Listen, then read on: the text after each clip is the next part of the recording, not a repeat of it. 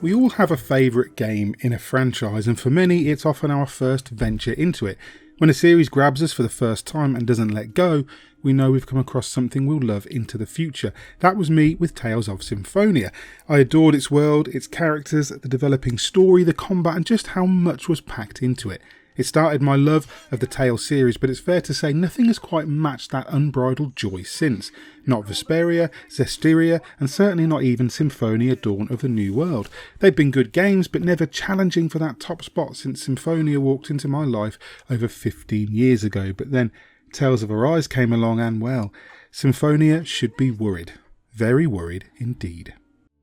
Hey, Adam from GodIsAGeek.com here. Sorry to interrupt, but if you wouldn't mind just hitting the big old subscribe button and maybe the bell to notify you of every new video we release, we'd be really grateful. Thank you so much and enjoy the video.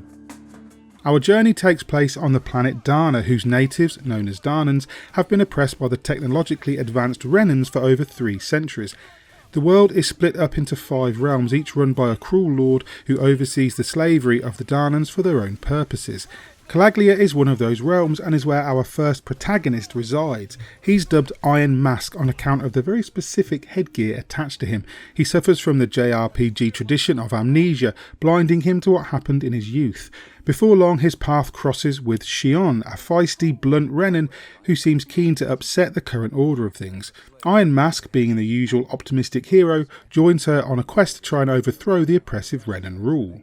Story-wise, the Tales series never shies away from pretty heavy topics: oppression, degradation, ruthlessness, barbarity, hatred, and the disregard for the lives of those deemed less worthy. There are similar tropes at play here, undoubtedly, but delivered with respect to the subject matter, so the tough messages land well.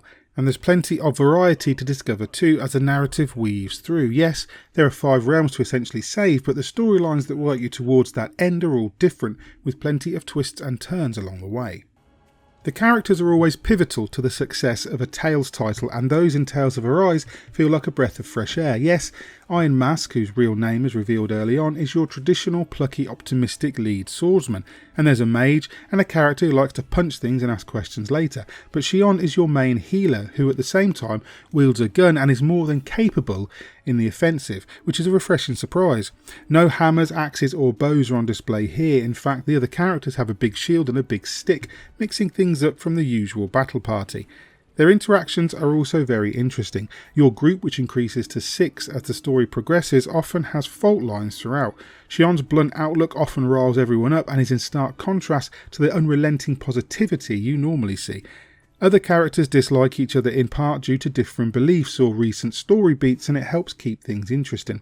Skits are back and are plentiful, offering to bolster narrative, and they've been given an overhaul and have a similar vibe to Scarlet Nexus in their dynamism and are more impactful for it.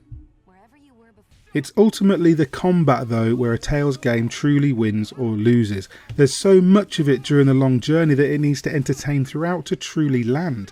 Thankfully, Tales of Arise has the best combat the series has ever seen, with special attention paid to the nuance and development so that it stays fresh and ultimately satisfying from the very beginning right up until the end of the story. So much so that you'll want to fight every enemy you can.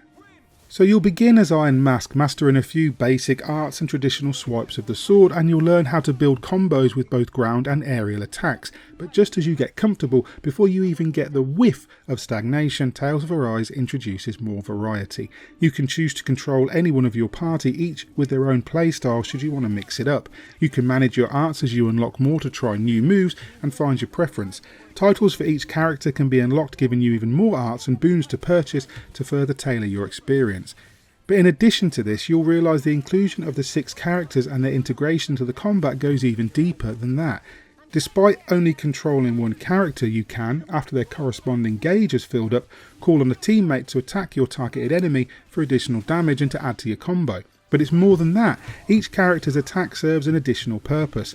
Shion's, for example, works well on flying enemies and grounds them, allowing you to wail on them for a bit. Rinwell, the mage, can halt an enemy's spell and steal it from them to use it against them. Other characters can disrupt charging enemies or those who keep dodging your attacks. While blindly hacking away at enemies and dodging those attacks can work, there's a level of strategy here that you can use to your advantage, and there's always a fluid solution to whatever the game throws at you. Combat is just so rewarding when you cleverly get the upper hand or unleash one of those various satisfying super moves you can unlock. Every grunt encounter becomes an opportunity to show off, fill up those meters and pull off an awesome move or counter attack. Given the tools at your disposal, the combat can be quite easy, although enemy levels are balanced well to your progression. Boss fights conversely feel like a real challenge, requiring you to maximise what you've learned. Their big health bars can at times feel like a war of attrition, but even these are normally fair if you focus on using your arsenal to your advantage. Also, as you might expect from a Tales title, there's also plenty of other additional bits to the game to sink your teeth into. You can try your hand at fishing, managing a ranch, you can learn and cook various recipes as well as craft and refine your own accessories for various buffs. All this is in addition to the wealth of optional side quests available to you throughout your journey, and that's not mentioning the optional collectibles you can hunt for out in the world too. There's so much to get stuck into on top of a meaty core story that the hours will rush by and you won't notice or want them back. Speaking of time, Tales of Arise is very respectful of it. A fast travel mechanic is introduced fairly early on and can be used anywhere, and there are plenty of spots to teleport to.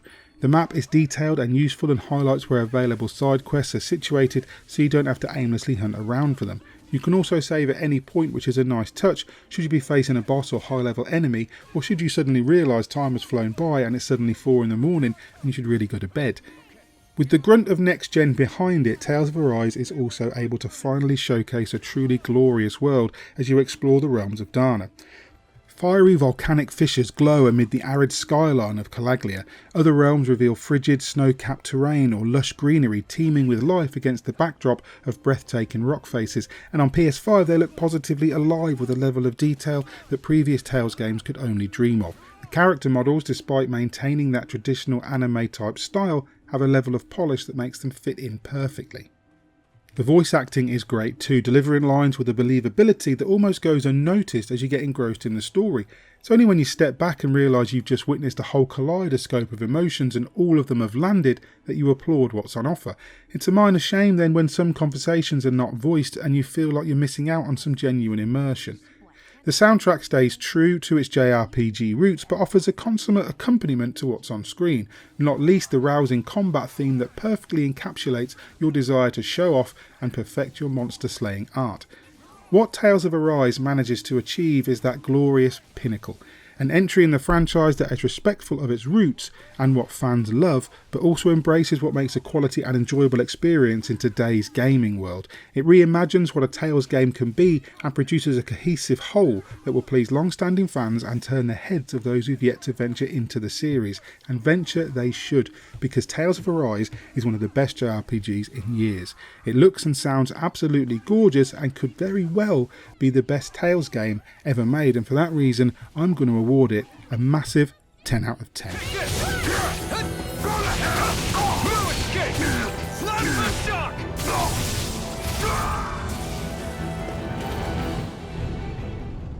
Hi, Mick here. That was Chris Hyde's review of Tales of Arise, and wow, a whopping 10 out of 10. Let us know in the comments if you're going to pick this up, and when you do pick it up, let us know if you agree, but please do be respectful. And if you like the video, please hit like and subscribe, maybe tag that bell icon too, so you're kept up to date with all the news, views, previews that we post on a given day. And if you want to support us via our Patreon, you can go ahead and do that. We appreciate everything that you guys do for us. Thank you very much. Bye bye.